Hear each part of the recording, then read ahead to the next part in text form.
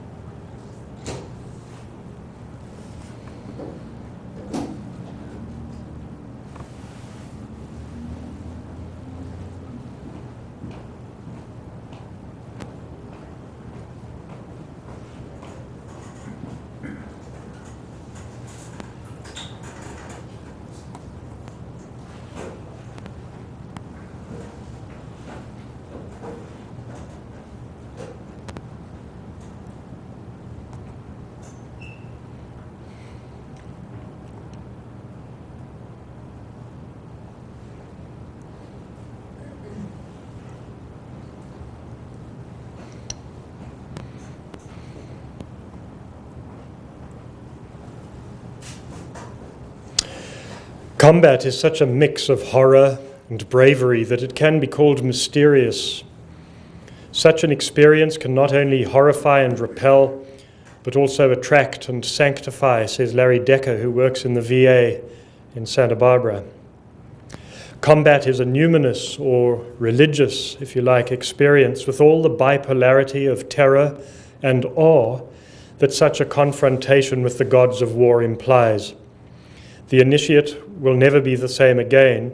His life is now set on a different path.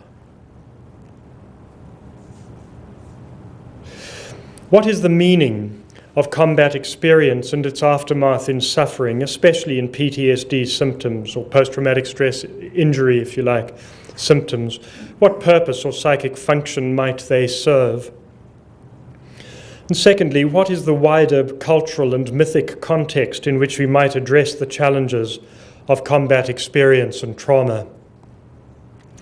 With a tip from the psychiatrist and psychoanalyst Carl Jung, we might address these questions through the lens of what he calls individuation, which is a process of psychological deepening and spiritual maturation. Individuation implies psychic spaciousness, self-acceptance, greater responsibility for one's conduct, and a meaningful place in the wider community. Jung's theory of individuation helps us understand that the soldier's personal journey is a path that continues through the lifespan. It is the warrior's path, and it has been known in all cultures.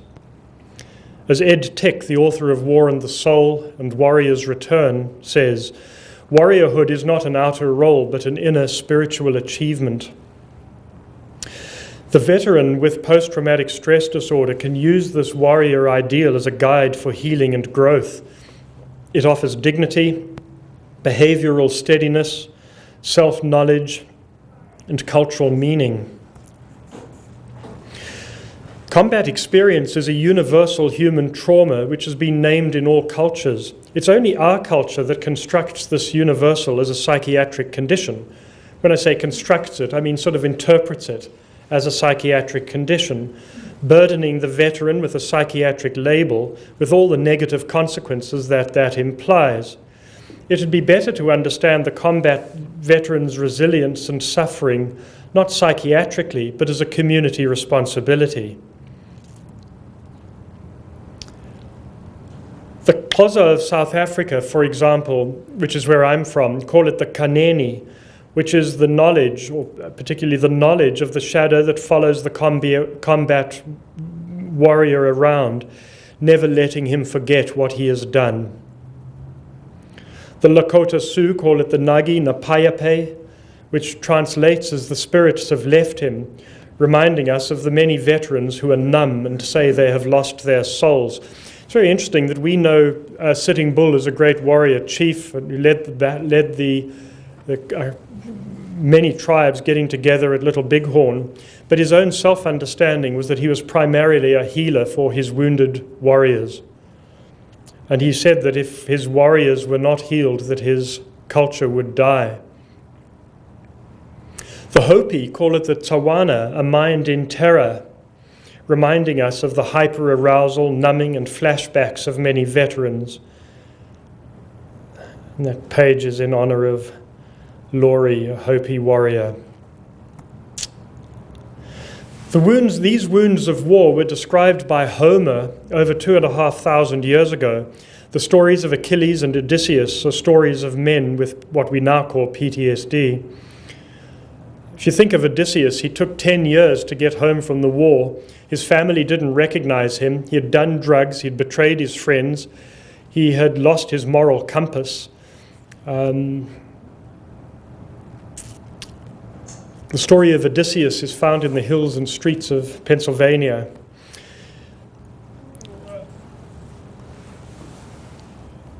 This is the earliest account that I found, was that in the Indian Mahabharata describes similar behavior by the warrior Jayadratha from the war of 3139 BC, nearly 5,000 years ago. He lost his moral bearings, went berserk, abducted and raped a princess, and the gods then were angry and killed him. About 4,000 years ago, an Egyptian physician described combat PTSD as well. We should think of the warrior's path as a path of psychological and spiritual development through the lifespan. There is a kind of a popular fantasy that a person is a civilian, then signs up and becomes a soldier, and then is discharged, and afterwards is simply a civilian again. And of course, as all veterans know, they've changed, and there's something has changed them forever. And that's neither good nor bad, but it's true. And somehow that truth of that difference needs to be taken up in the rest of one's life. You can't hurl yourself drunkenly back into civilian life again. So this is a sort of a diagram of the warrior's path as it is described in all traditional cultures, from the Apache to the Sioux, the Zulus and Xhosa of South Africa to the Maoris in New Zealand and so on. We start off with an old self answering the call and taking leave. Then there is boot camp, induction into traditions, graduation, deployment, meeting the beast and the horror and so on, brotherhood and sisterhood, and then the processes of homecoming, grief, mourning, restoration in community, and the various processes of homecoming, so that one then is honored as a spiritual guardian and of the culture in one's mature years. So that's a sort of a sketch of the lifelong path. First of all, there is the call to service, imagining a transformed self. There's a separation from the mothers. There's no contact at all through boot camp. It's harsh, disciplined, uniform clothes, and so on. An indifference to the recruit's desires, likes, tastes, politics, race, and wealth. It's a universal that the Zulus used to have their young warrior initiates run across fields of sharp thorns that were slightly poisonous, and they would run miles and miles and miles backwards and forwards across these thorny fields in their bare feet, toughening them up. And the mothers would wail, but they weren't allowed to go home. I remember my old sergeant used to say, it sounds better in Afrikaans, he used to say, Brooke, that's me, Brooke, jy is laer as kreefkak aan die bodem van die see, which translates as, Brooke, you are lower than a crab's turd at the bottom of the sea. And you just get all that adolescent entitlement and bolshiness. You just get over yourself. You're just not that important, and it's quite liberating, actually. So it is the emergence of a new identity, an idealization of elders that have excelled. That's pinning wings on my son's chest. That's just evidence that idiocy is genetic. Then there is a process of dropping into the war zone and deployment, where one omnipotent and idealized fantasies that belong to innocence shatter. One becomes consciously mortal or old overnight. It's a time of dissociation, actually, in the combat experience. One often comes out of it with a sort of a collage of images, but a loss of temporal sequence, or what actually happened when. And sometimes experiences that seemed to be seared into one's brain, in fact, turn out to be hallucinatory. I remember a fellow telling me that he saw a direct mortar hit on his lieutenant, and he would have sworn that in a court of law, and in came his lieutenant that evening completely unscathed. He had never been hit by a mortar. The whole thing was just a hallucination. And that sort of experience is not uncommon. People have sometimes been commended for heroic deeds that they don't remember, like running out into the open to get somebody who's been wounded, and they don't remember it afterwards, or have only a very vague memory of it. It's a time of meeting the gods of war, and that's never forgotten even for a day. This extraordinary picture is of a paratrooper jumping under fire. Said we could hear the rounds passing through our canopies as they were being fired at from trenches and bunkers below. It's a time of the rupture of the world. The combat shatters the communal order, which is our network of human relations, social expectations, and institutions. What combat veterans have is a knowledge that the fabric of the human order is thinner than those at home ever imagine. The knowledge in these pictures is not a knowledge that can be sort of interpreted or simply reframed by a psychologist, and it certainly can't be medicated away. There is a challenge in returning from war, which is to find a way to live a life that can embrace this knowledge, which is never far from one's mind. I think a fifth theme that I would describe is becoming witness to evil and to the horror. As Jonathan Shea says, to encounter radical evil is to make one forever different from the trusting, so-called normal person who wraps the rightness of the social order around himself snugly, like a cloak of safety. The moral core of the trauma is why so many veterans say they have lost their souls. Soul is the sustaining foundation of their morality, aesthetics, spirituality, and capacity for intimacy.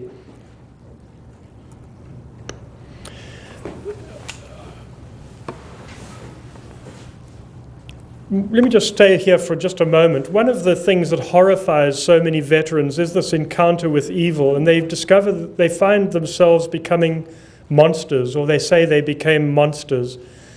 And they feel it terribly personally and with such terror that they often are just terrified to communicate with their kids or their loved ones, to open their hearts to them in any way. They are so appalled, say, by the thrill of battle, or how they couldn't wait to go and kill somebody again or something, and just are absolutely horrified of what became of them. When I work with veterans like that, what I say to them is, what you discovered was something monstrous about being human. The monster you discovered was a human capacity that is unleashed at times of war. So what you discovered is not a self-knowledge that applies to you as an awful person, but a self-knowledge about what it is to be human and the depths of human violence and capacity for evil. It's not so personal. And I've had veterans, when I've worked with veteran groups, I've seen veterans just weep with relief at an ability to recover a sense of being an ordinary person again, and be able to start to talk to their families and open their hearts without this dread that there is some beast that is about to emerge. The body as armor and armor as identity is a theme that is not often talked about. Combat experience is embodied in physiology and language. It is driven into the structure of identity. The ideal soldier's body reduces pain to information. Toughness, fitness, and strength mask serious physiological stress reactions. Cortisol levels are often through the roof. I'm struck at how many senior officers and NCOs from infantry battalions and elite units are dead in their 50s from either alcoholism or cardiovascular disease and so on. It's a tough life, and there's a kind of caricature of fitness that is not a healthy way to live a long life. In my own, I'm actually not a combat veteran. I was trained in an elite unit, but even my own training was sufficiently brutalized that I came out of the military able to speak in grunts and brief sentences, and was very blunted indeed. Several years later, I had a dream in which I was lying in my bungalow bed, very, very fit and tanned, and in my short PT pants. And my body, as I was looking at myself, I was kind of fit and tanned, but the body sort of swelled and became more fit and tanned and more of a sort of a caricature until it was a kind of like one of those porcelain superheroes lying there on the bed. And then the body just cracked, like a windscreen just shattering into 1,000 pieces. And I woke in absolute terror, gasping for breath, out of this nightmare. I thought I was dying or going mad. Of course, looking back, I could see that it was a healing dream, because a body like that is not a body in which you can live a life. It was the recovery of a body that could hold babies and enjoy tenderness and participate in civilian conversation and be patient and so on. I've not really seen anything written on this relationship between the body and language in war, but I think I should write it because I think I can. So the combat veteran has difficulty speaking with complexity and nuance because his body has lost the sensibilities that make the subtle differentiations of language possible. But it's also positively a time of brotherhood and sisterhood, mastery and leadership. Become the true warriors. Further promotions, these are experiences of love, belonging, parental care. And then we have the return, the time of Julius Caesar, or was it Augustus? Anyway, one of the Caesars. The Roman poet Virgil said, "The descent to hell is easy. Death's gate stands open night and day. But to retrace our steps, to climb to the air above, this is our life's work. This is our labor." So Virgil understood that the return is more difficult than the journey to war. And as it is now for a lot of veterans, most. The second half of life, as we could say, in the arc of a veteran's life, begins on the return home. It's just as challenging, and it's repeated across deployments. It's not necessarily a single arc. There might be multiple arcs. There is, first of all, a collision of identities and worlds. Jonathan Shea again says, "I believe that nearly every veteran who returns to civilian life after a long time in combat has moments in which he's afraid of losing his mind. You cannot just switch it off. What you've been trained to do and has saved your life for the previous year in a combat zone can't be switched off. You see a car, even you see a child might not be a child. A car might not be a car. A cell phone might not be a cell phone. You live in a world which in the civilian life would be psychotic and paranoid. I mean, if I was walking around like that as a civilian, you'd put me in hospital for ideas of reference. But of course, in the war zone, these are not ideas of reference. This is simply being alert to bombs and detonators and so on. And you can't switch it off. Secondly, it's a time of relearning civilian capacities, patience, containing aggression, learning how to have a conversation instead of giving or receiving orders. It's a time of tenderness and sexual intimacy. Many veterans suffer from sexual difficulties, a loss of sexual interest. Sometimes men, a few women, but certainly some men go on a sort of a promiscuous rampage as a sort of what I take as a frantic attempt to reconnect to sensibilities that have been brutally blunted and wounded. But many veterans feel unworthy of sexual love. They feel soiled and sullied by war. It's a time of doing something, however small, to make the world a better place. To do so is a courageous act of trust and an affirmation of life. It's also a time of grief and mourning. It's one of the most powerful paintings down at the Vietnam War. I'm sure some of you know that painting by Lee Teeter. Jonathan Shea again says long-term obstruction of grief and a failure to communalize grief can imprison a person in an endless swinging between rage and emotional deadness as a permanent way of being in the world. It's also a time of storytelling. The recovery of experience into narrative and memory integrates experience into a meaningful history. Storytelling recovers one's moral bearings. It reconsolidates the moral ground of character. You know, without telling your story, you think, well, why tell it? I don't want to talk about it. It just sucks, or I don't want to talk about it. And so you end up with a collage of images that have never been put into words. But once you tell a story, once you tell your story and start to tell your story in a serious way, I'm not talking about a couple of drunks at the bar spinning their wheels, you know, just going round and round in circles, but telling your story in a serious way with thought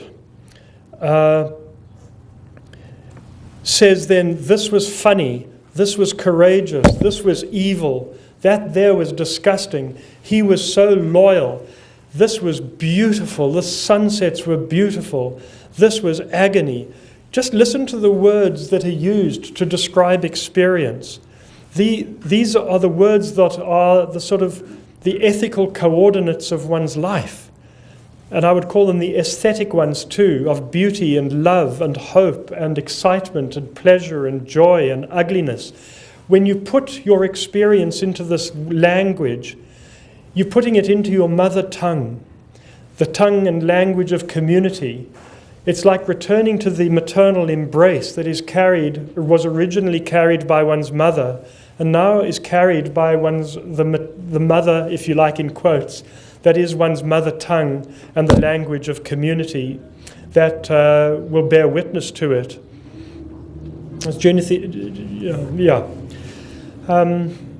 It's not just getting it out. I don't really believe in the sort of the vomit theory of therapy. I think something much more profound and subtle happens than getting it out. So storytelling and communal mourning begin to stitch together the torn fabric of the world. One also emerges then as a spiritual elder and a cultural guardian. Old soldiers are of service to the next generation and the community. This is a great photograph from Ed Tick and Kate Dahlstead, who founded Soldier's Heart, have for the last 15 years or so been taking Vietnam veterans back to Vietnam, where they actually visit the places of their contacts or areas of operation.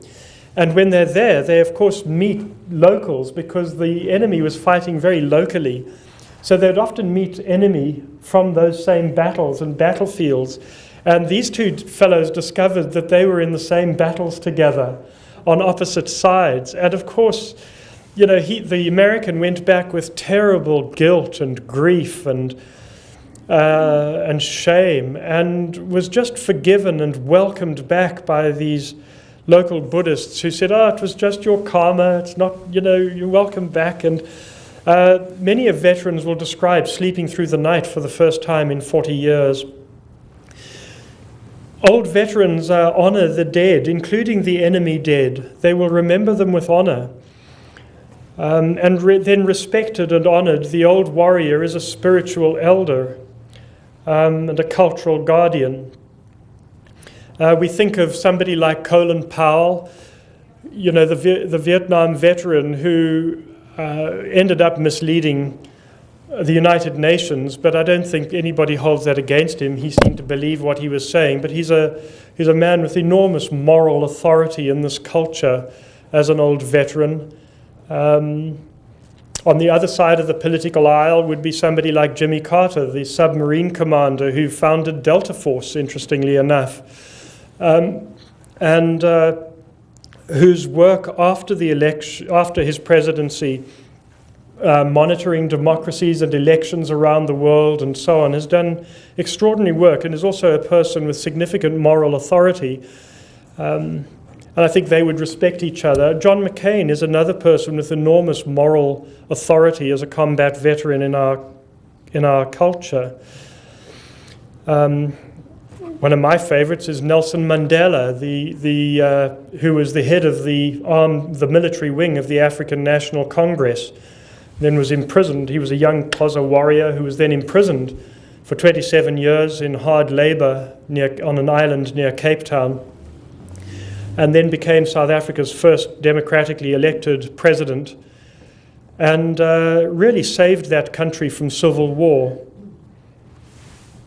Oh, I've got lots of them come to mind. Many of you are old enough to remember Itzhak Rabin. He's one of my favorite heroes of this pathway of the spiritual pathway of the warrior. Itzhak Rabin was chief of staff of the Israeli army during the 1967 Six-Day War, and it was said that it was his tactical brilliance that saved Israel from defeat. But he used that authority to become one of the great men of peace in the Middle East. In 1992, he got the Nobel Prize for Peace for at the Oslo Peace Accord. And then he was assassinated in 1995, you will remember, by a right-wing extremist. And I think many of us might wonder how the Middle East might look very different if he hadn't been murdered. Of course, one doesn't have to be a literal warrior to be on the warrior's path. Mahatma Gandhi was the Indian mystic whose warrior's pathway of non-violent resistance defeated the British Empire. Martin Luther King in this country said, they're not going to give it to you, you must continue to demand it until you get your freedom. And then another one I think of is the young Pakistani girl, that teenage girl, Malala, who was shot by the Taliban because she wanted an education, and she said, "We will fight the Taliban with our books and pens." So one doesn't have to be a literal warrior in uniform to be on this warrior's pathway through the lifespan.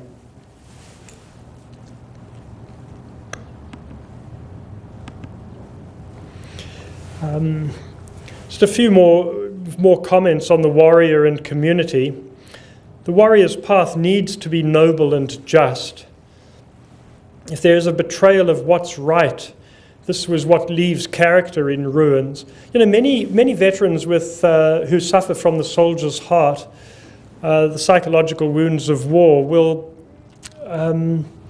be able to tolerate the hypervigilance or the fact that they don't like crowds or they need to sit with their backs to the wall in a restaurant. It's not particularly distressing, and life can go on. What leaves some veterans with PTSD in ruins is nearly always the experience of betrayal. Betrayal either by their country, because they believe they should never have been there, or betrayal by senior officers or NCOs who abused them. The sense of betrayal runs through women who've experienced military sexual trauma.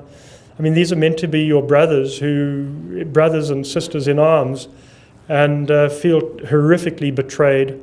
Here's something that's interesting. I've heard from so many women who've been in some of the soldiers' groups that I've run and have had military sexual trauma that there wasn't a real sisterhood in the military in their experience. If they got promoted, there would be whispers about what did they do to get a promotion, and just really ugly stuff. And one of the defenses against recognizing your own vulnerability is that if one of your sisters says she was assaulted, that you think, well, then she must have done something to deserve it. And by that kind of cognitive maneuver, you can keep your sort of defensive idea that you are sort of invulnerable because you don't deserve it. So it was really striking to hear over and over and over again that so many women who were assaulted did not experience a sisterhood in the military. A great exception was I found nurses, women who were medics and working in nursing stations, but I have no idea why that might be. In any event, those of you who ever work with veterans or have family of veterans who've experienced betrayal, I think it's really important to name and to honor this experience of betrayal as a betrayal of what's right. The moral contract is that the veteran will, as he says, sign a blank check for the United States. But the other side of that code is that the United States will never abuse that. I will never be used wantingly or frivolously.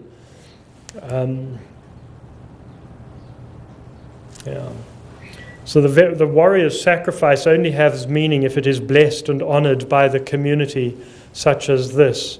Without this blessing, without our blessing here today, the warrior's self-sacrifice loses all meaning, leaving him or her, let's say, existentially and often literally homeless.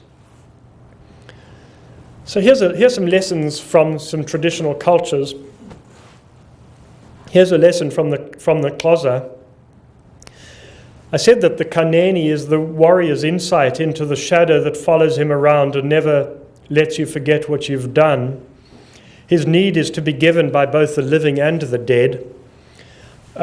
In South Africa, the Ukubula is the confessional telling of all that happened. So the warriors would come back and they'd see the community and they would say, this is what we did, and so on, describing it in detail. And the community's role was to tolerate and listen to this with no matter how painful it was and how difficult that may be. Some of you might remember when South Africa was transformed into a democracy about 20 years ago, afterwards was the Truth and Reconciliation Commission. Does that name ring a bell with any folks? Did you ever hear of that? It was so much on the news in the United States, where, see if I've got a picture of it there. No, I haven't. The Truth and Reconciliation Commission, where Bishop Tutu and others held a series of hearings where some of the secret South African security police, sort of assassination hit squads, would talk about the people that they had killed, they'd own up to it, talk about where the bodies were buried, and they'd say so to the commission. But always present were also the dead, the victims' families. So you had people who had been working for the police confessing to the victims' families and the commission about what they had done, where they could then find the bodies so that they could have a proper burial and so on. And the idea was that the civilian community, through this process, the whole society was taking responsibility for the violence and atrocities that had been done in its name. There were black youths who had burned other factions, black kids. There was a lot of internecine fighting and murder as well.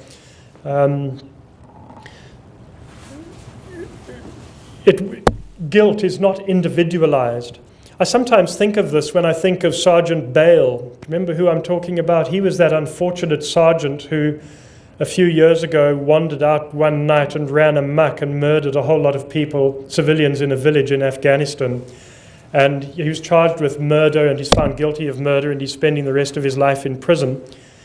This man was suffering so much from dissociative PTSD, dissociative meaning that he was having absences and out-of-body experiences and so on.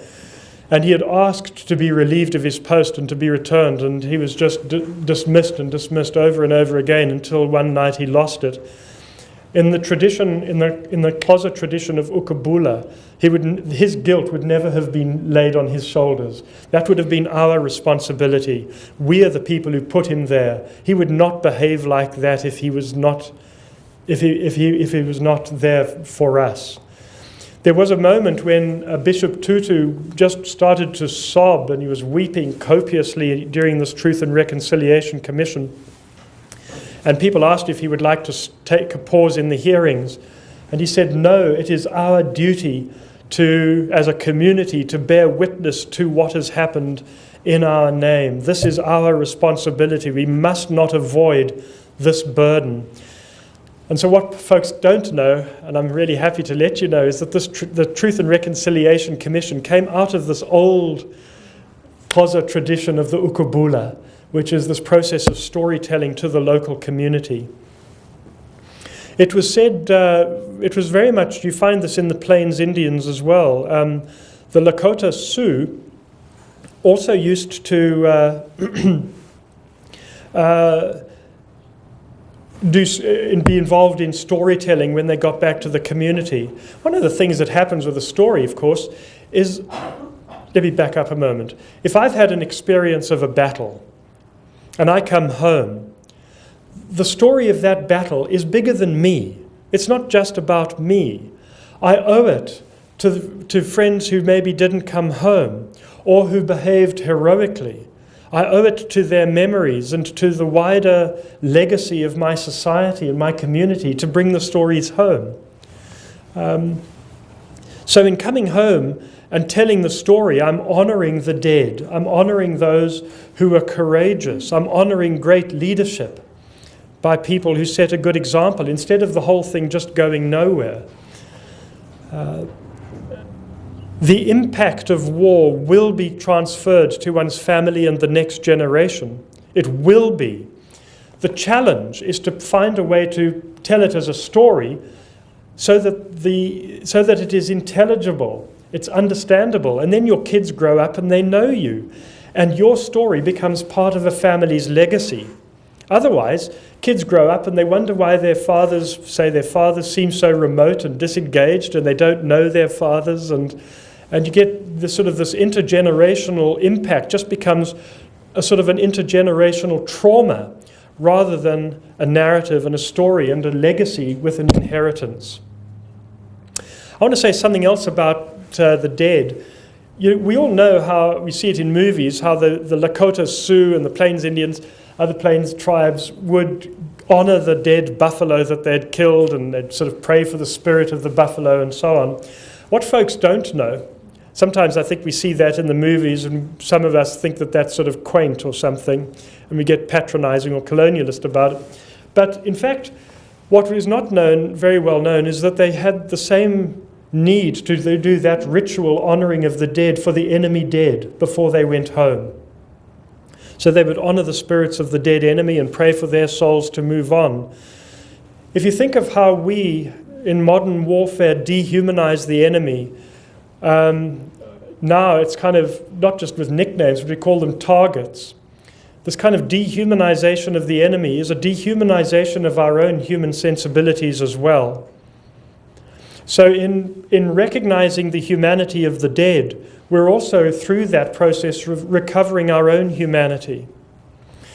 For the Xhosa, they would say that it is only when the warrior has prayed for the souls of the dead, his own dead buddies, but also the enemy dead, that the ancestors, as the carriers of the moral order, will be pleased and will allow the warrior's soul to be returned to him, so that he doesn't go through life feeling that his soul was left on the battlefield, which is an experience so many of our veterans describe. They want to go back into action because that's where their souls are.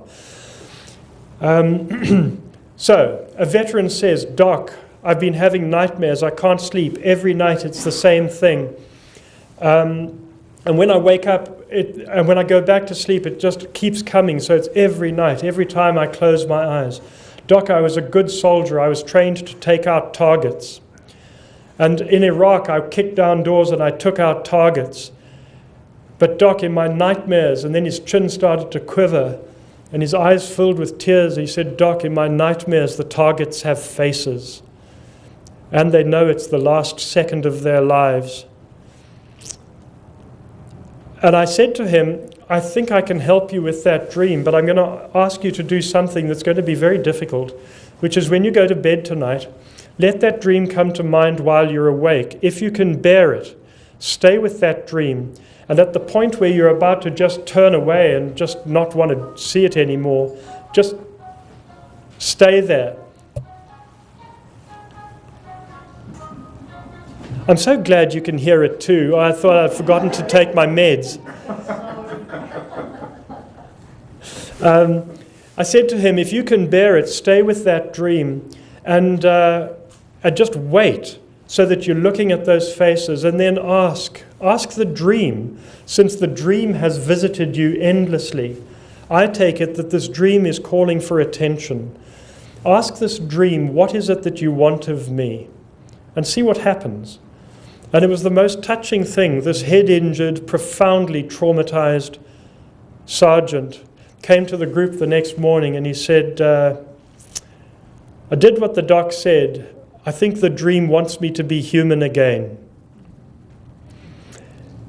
And then we talked about how he becomes human again by recognizing and honoring the humanity of the dead.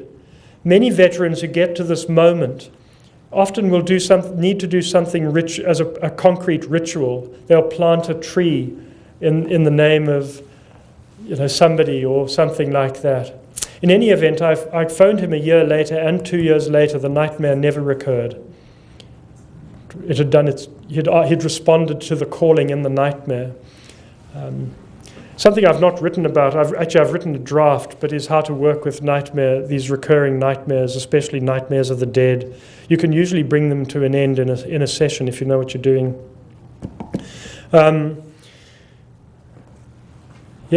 Anyway, in making peace with the dead, peace is made with the ancestors and the souls are returned.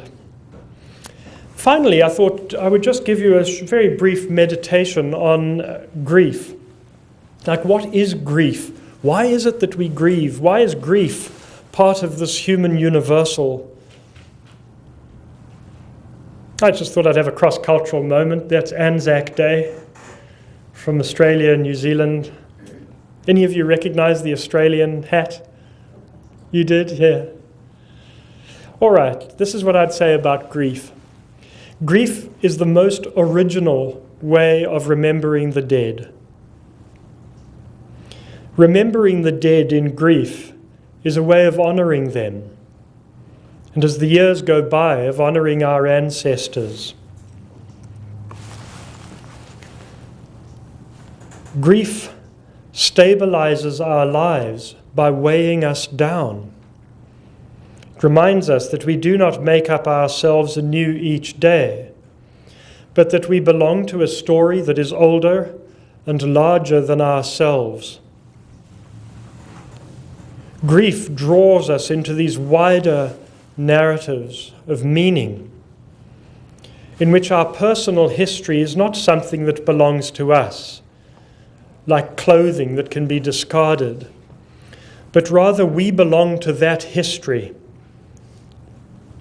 We are heirs with an inheritance to be carried to the next generation.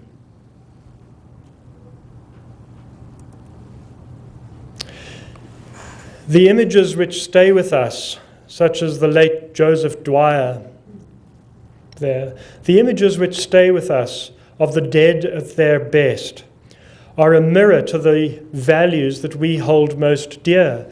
You might remember loyalty, you remember friendship, you remember courage, his humility or something. When we remember these images, these images are both windows and mirrors. They're windows into the other, but they're also mirrors to our own guiding values. So remembering them at their best reaffirms our guiding values: friendship, good cheer, generosity, courage, loyalty, and so on. By honoring them in our grief, we become better people, dedicated to a future that might be worthy of their continued presence in our dreams and memories. I was talking to a ranger who was drinking and fighting his way into ruin, who then went to the funeral of a dead buddy from his platoon. He saw his fiancée, 21-year-old fiancée, at the graveside, and when he came back, I asked him what it meant to him to be there. And he said, "Doc, I owe it to him to get my act together." And with that, he just turned around. Right then, it just stopped the drinking, stopped the fighting. Weeks later, he was registered for college, and he just pulled it together. He said, when I think of him, I want him to be proud of me. That was the question at the end of Saving Private Ryan, you might remember, where Private Ryan looks at those graves and asks, did I live a good life? A life that is worthy of their continued presence in our dreams and memories. I also want to say about grief that we do not reach closure, that silly word that always annoys me, silly term of pop culture. What I think we can achieve is a way of living with dignity, recognizing the preciousness of the living to whom we remain indebted. One of the things about having those you love die is you realize just how vulnerable and precious it is to be alive. Anniversaries and memorial rituals are occasions for continued self and communal renewal. And then finally, I'd say that grief brings the world closer. There's an intimacy in grief. Unlike depression, which closes us off from the world and withdraws us from the world, grief pours us into the world as long as there is a community to catch us. It pours us into the world with an open heart. Simple acts of kindness when we are in grief, or a dog's friendly approach, mean so much to us. We are made tender in grief. There's an intimacy, even an erotics in grief, an intimacy with the world. So I said there, this intimacy in grief is also, it's a kind of an eros, connecting the vulnerable flesh of the human body and the flesh of the world, whether the dogs or things or just even, you even find if you're in grief, you're gentle with the stuff on your desk and, the flowers that you pick. There's a kind of a tenderness in that intimacy with the world, a sort of an ecology of intimacy and care, which is part of the dignity and spiritual transformation that is possible through grief. Of course, grief is... People who are in depression are often frozen. It's kind of a frozen grief becomes depressed.